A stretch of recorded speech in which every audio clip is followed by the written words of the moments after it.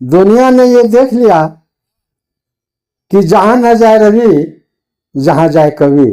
कवियों ने कमाल करके दिखाया और दुनिया को बदल के भी दे दिया। तो मेरी एक कविता है इसी पर, जहां न जाए रवि, जहां जाए कवि। सभी लोग सबको समर्पित करते हैं, बड़ी बड़ी चीजों को समर्पित करते हैं।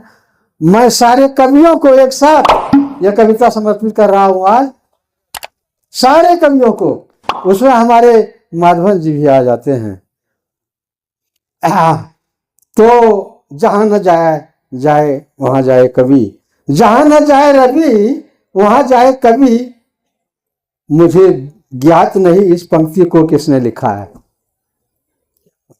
जहां न जाए रवि वहां जाए कवि, मुझे ज्ञात नहीं इस पंक्ति को किसने लिखा है, मगर जिसने भी लिखा है शायद सोच समझ कर ही लिखा है।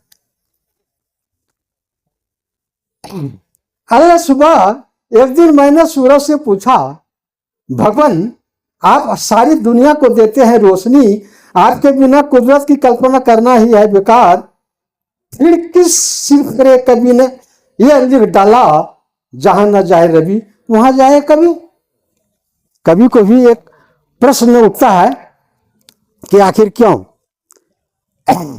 सूरज मुस्कुराया, बोला, कवि जी कोई खोट चित्त न धरो, सत्य ही है उनका कहना, सत्य है उनका कहना।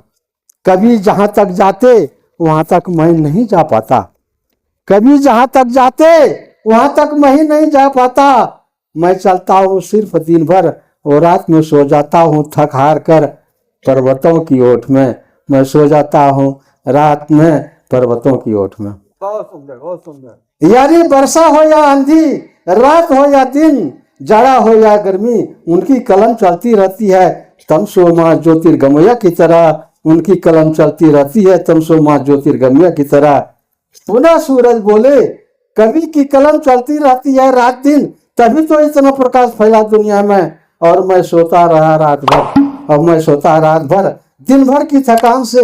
अंत में सूरज बोले, हे कवि तुम कविगण जिस ऊंचाई पर फैलाते हो प्रकाश, मैं वहां नहीं जा पाता। मेरा हाथ तो बंद हो जाता है पर्वतों की ओट में, विश्राम की स्थिति में। मगर कविगण घड़ी की सुई की तरह चलते ही रहते।